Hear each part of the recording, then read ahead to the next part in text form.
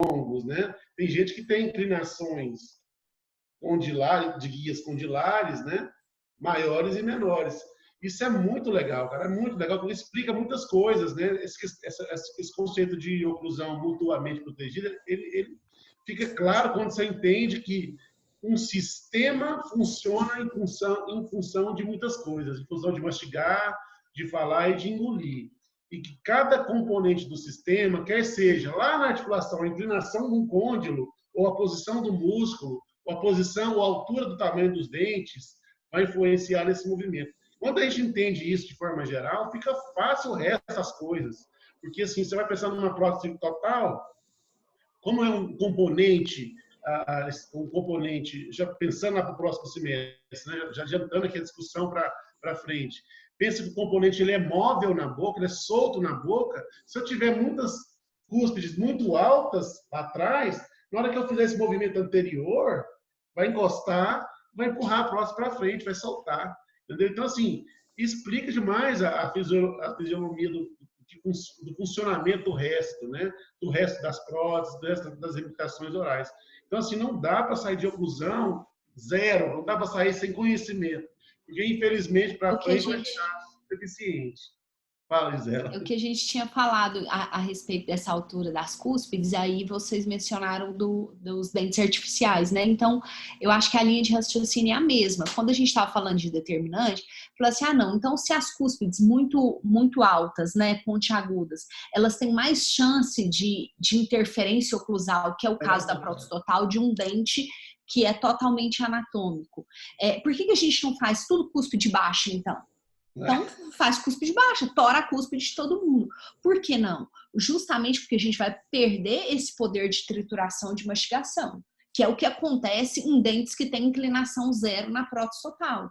Então, tem que existir um meio termo entre a função, né, esse risco de toque, e uma mastigação com um dente pouco eficiente. Então, acaba que o dente que ele não é anatômico, ou seja, que ele tem essa inclinação de cúspide, que ele não tem cúspide, né? Falando de uma maneira mais simples, que ele é mais reto, para não gerar interferência, instabilidade e remover a prótese da avó, ele vai ser um dente que tem uma menor eficiência mastigatória, né? Então, tem que pesar, né? Maior, desequilíbrio oclusal, né? Porque tudo trava. Isso. Tudo trava. O dente anterior trava o movimento posterior, o dente posterior trava o movimento anterior. Se você deixa zero lá atrás, quem está mordendo? Na frente. Né? Então vai começar a desgastar dente anterior. Então, por isso assim. Mas aí o pensamento de oclusão de forma dental e de forma de próteses é diferente para uma prótese total, independente de uma prótese fixa, por exemplo, com dentes, né? Se eu tenho uma prótese total, claro, a eficiência mastigatória é menor, eu posso usar alguns artifícios de abaixar a cúspide, de fazer as guias encostando um pouco mais os dentes, para poder tentar justamente equilibrar, porque não tem uma eficiência mastigatória efetiva, né? Então, assim, vai prejudicar na mastigação, mas não pode ser zero, porque não vai durar. E se tiver zero, pode ser que eu tenha uma instabilidade, porque não tem travamento posterior, ó, a minha mandíbula vai ficar o tempo inteiro andando. Então, de certa forma, funciona para estabilizar a prótese, mas, por outro lado, não funciona em relação à articulação temporomandibular. Então, assim, são discussões muito profundas, que vocês não têm noção que a gente está tendo aqui. E assim, eu não tive isso na minha faculdade, não tive isso na minha pós-graduação, só fui ter isso, um conhecimento desse, no meu mestrado, que eu estudei bem o livro do Watson, mas o resto eu não tive. Então, assim, é muito legal a gente poder estar junto aqui conversando sobre isso. Eu fico muito feliz de gerar esse tipo de discussão. Queria que vocês estivessem participando mais dessa discussão aqui. Vocês estão muito calados hoje. Na verdade, os alunos agora têm que começar a ver a odontologia tridimensional, né? Ela tem que ver o que uma coisa que eu mexo aqui, ela está causando uma alteração ali, e tudo isso acontece ao mesmo tempo, né? Então, é uma coisa tridimensional, a coisa não é pontual, né?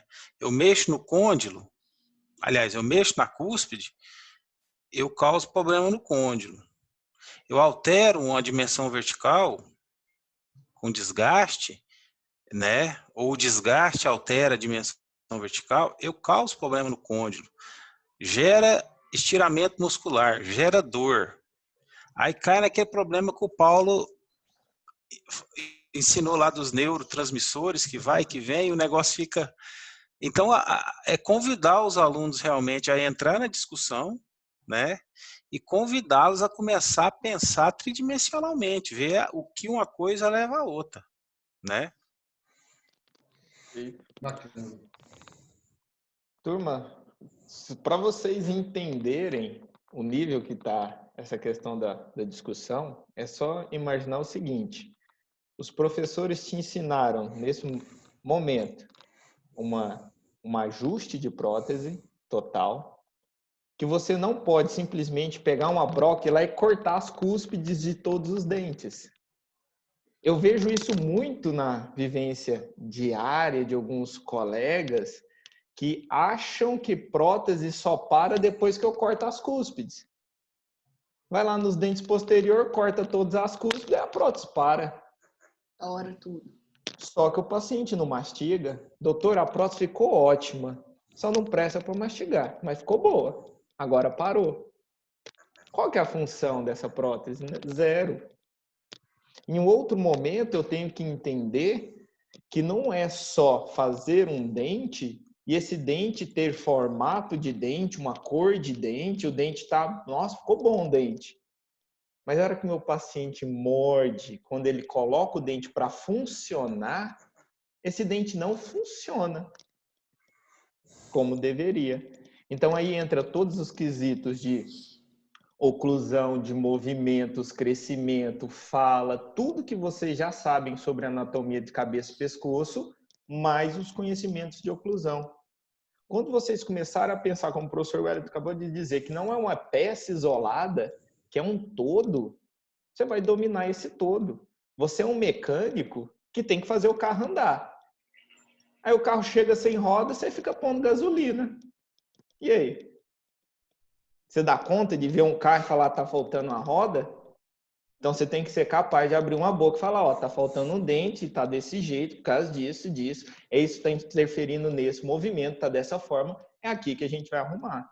Você tem que imaginar o todo e não ficar imaginando esses pequenos fragmentos de odontologia. Elas estão todas unidas, ok? Turma, questão 20.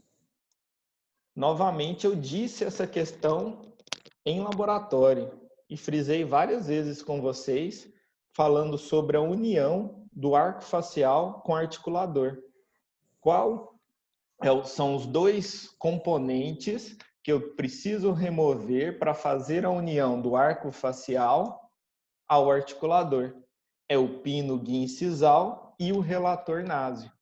Novamente, eu narrei essa questão para vocês no laboratório, falei que ia estar na prova, esteve na sua prova da primeira VA, certo? Então, eu gostaria agora que vocês comentassem no chat, fizessem as perguntas referentes não só à prova, mas referente ao conteúdo que a gente está ministrando para vocês até agora. O conteúdo é vasto, eu sei que o conhecimento é gradativo, mas imaginem que, retornando às atividades, nós vamos retomar as clínicas frente à parte prática, nós vamos executar a nossa parte prática, mas a nossa parte teórica já foi ministrada. Então, eu não... Praticamente 100% das teóricas foram praticadas, Diogo. Agora é Sim. só questão A da grande placa, maioria né? das disciplinas já estão conseguindo esgotar a sua parte teórica. Então, a hora que a gente retornar às atividades, vai ser umas atividades mais práticas e não teremos como fazer retomadas teóricas.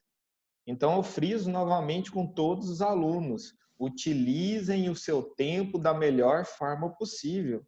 Já tem 30 dias descansando, vocês já estão cansando de descansar.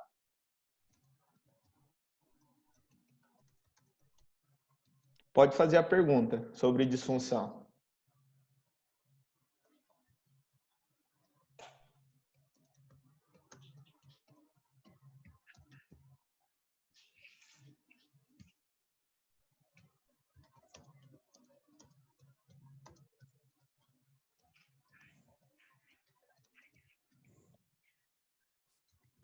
Não deu tempo de eu ler aqui. Queria que me esclarecesse mais a diferença do gig e do front platô e também os dois planos que tem na face palatina. Pergunta Maria Eduarda. De novo, queria que me esclarecesse mais as diferenças do gig e do front platô e também os dois planos que tem na face palatina. Certo. Vou ministrar, a gente vai ter uma aula específica sobre GIG, sobre esses desprogramadores neuromusculares que a gente vai passar para vocês. Vai ser uma atividade que vocês vão executar em clínica, a confecção do GIG. O front platô vocês não vão executar em clínica, mas vocês precisam imaginar a função desses componentes, que é justamente gerar uma desprogramação neuromuscular. Como que ele vai gerar uma desprogramação neuromuscular? Quem que percebe a força no seu dente? Um dente vital. Quem que recebe o impacto de mastigação? Quem que percebe isso? É o ligamento periodontal. Então, se eu for lá e desligar os ligamentos periodontais, meu paciente não vai sentir a força da mastigação? Olha, professor, então ficou fácil, eu vou anestesiar todo mundo. Você vai anestesiar a boca inteira do paciente? Não, existe um meio de não fazer força sobre esses ligamentos. É só não ter o contato entre os dentes. De que forma eu não tenho contato entre os dentes? É justamente criando os dispositivos, esses dispositivos interoclusais, que vão gerar uma desprogramação neuromuscular nessa região. Vocês vão ter aula sobre o GIG e front platô e vocês vão executar essa técnica em clínica, um no outro. É verdade, Diogo. O GIG é um componente de desprogramação neuromuscular travado, né? Você morde em cima e já entra na RC. O front platô, ele é um plano inclinado liso. Então, há um deslocamento da mandíbula, tá? Mas você tem a desoclusão dos dentes com deslocamento. O GIG, você tem a desoclusão dos dentes sem deslocamento. A diferença maior aqui que eu acho entre um e outro é essa, tá? Mas todos dois são componentes de desprogramação neuromuscular.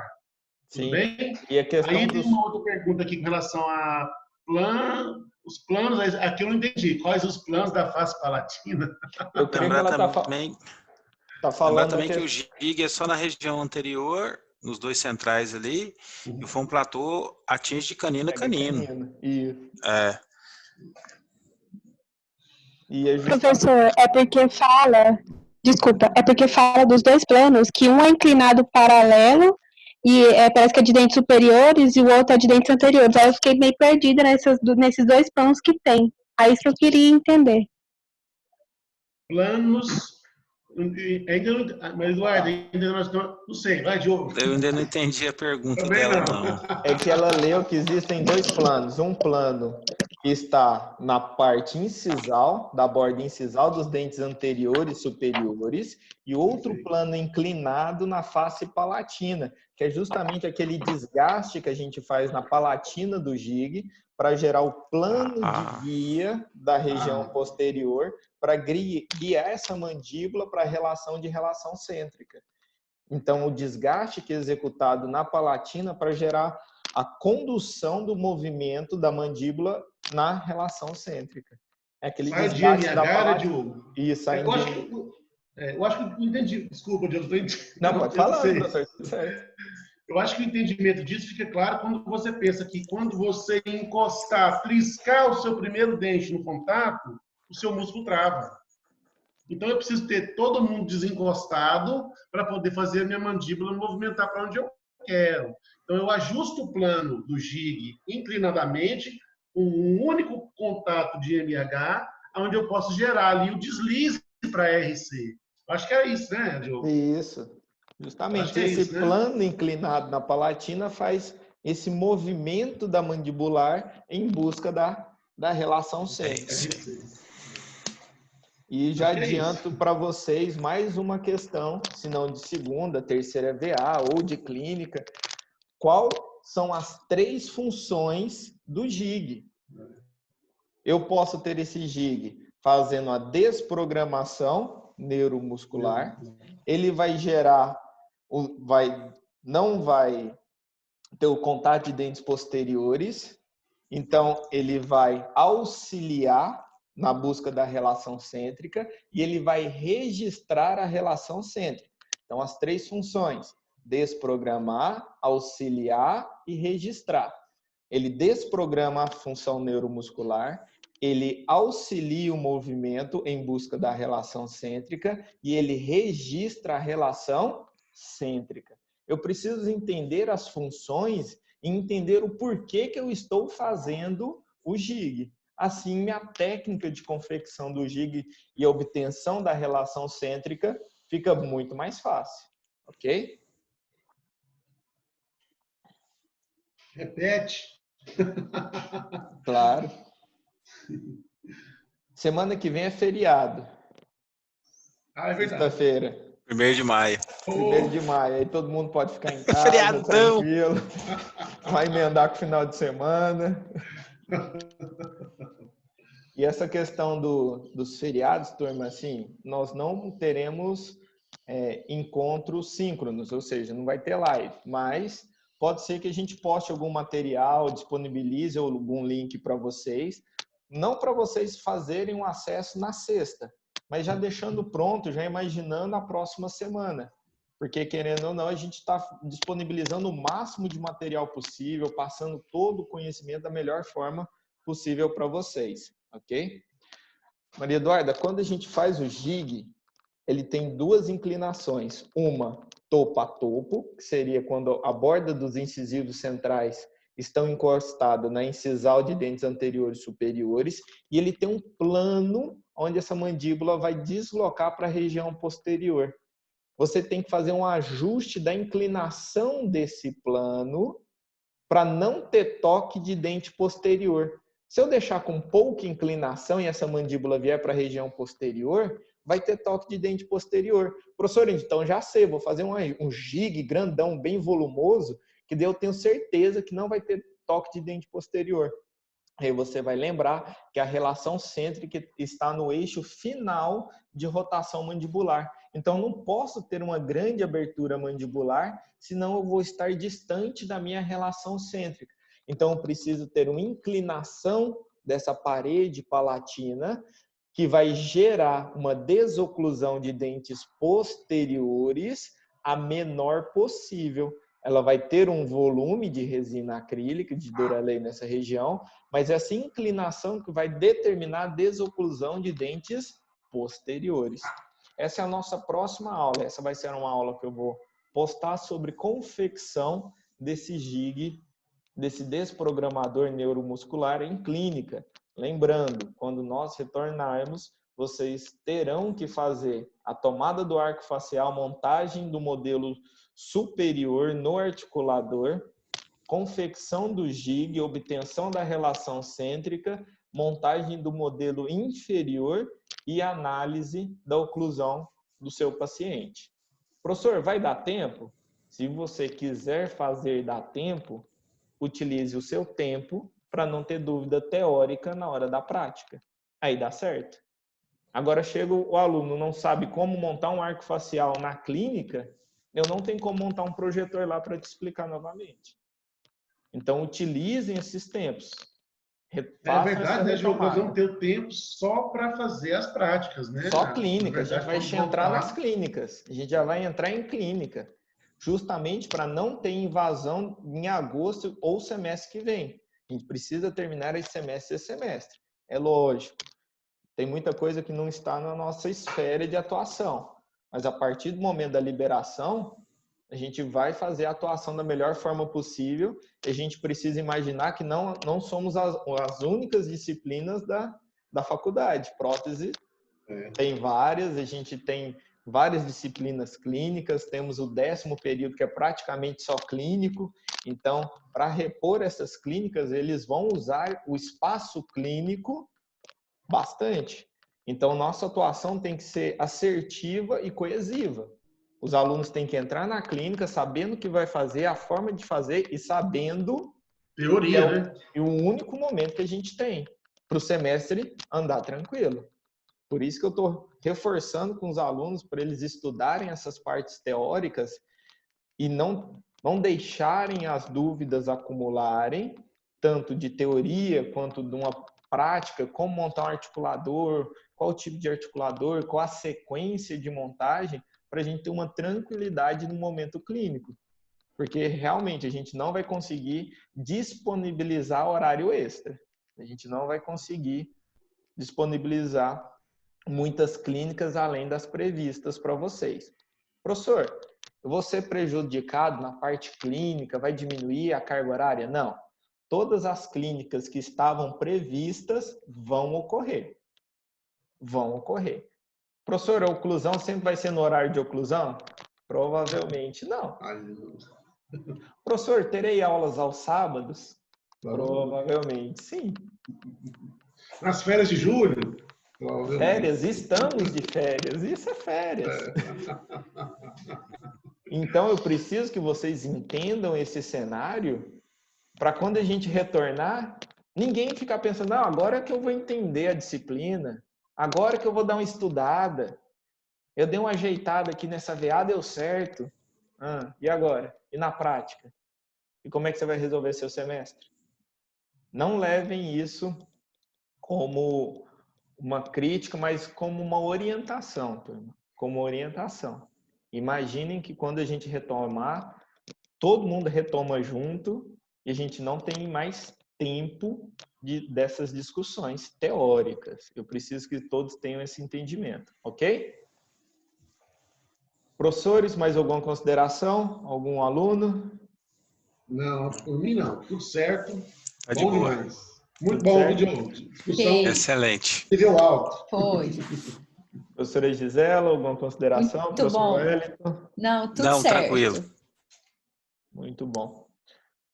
Turma, o que eu vou pedir para vocês? Leitura do PDF referente a GIG, que é justamente as dúvidas que a Maria Eduarda já está tendo, que é referente a desprogramadores neuromusculares.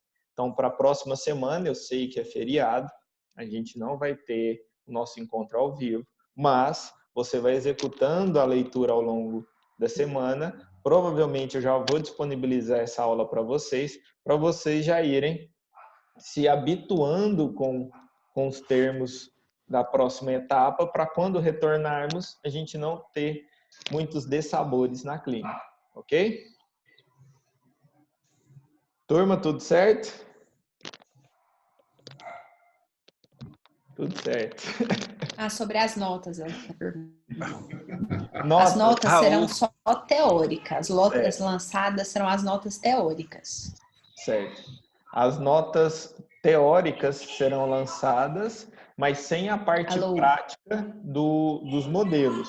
Assim que a gente executar, fizeram análise dos modelos superiores, as suas notas serão acrescentadas da parte prática, ok?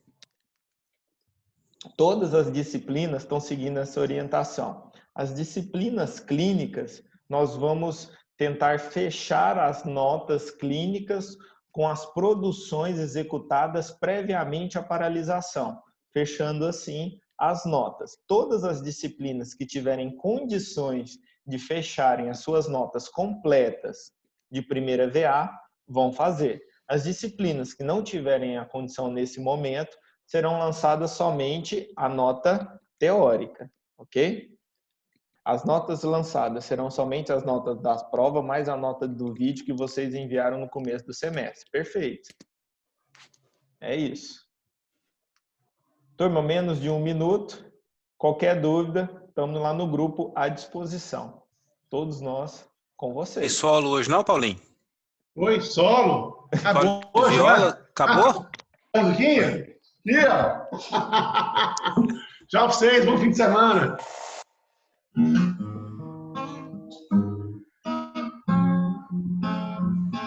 O cara mandou um Clapton brabo aí, ó.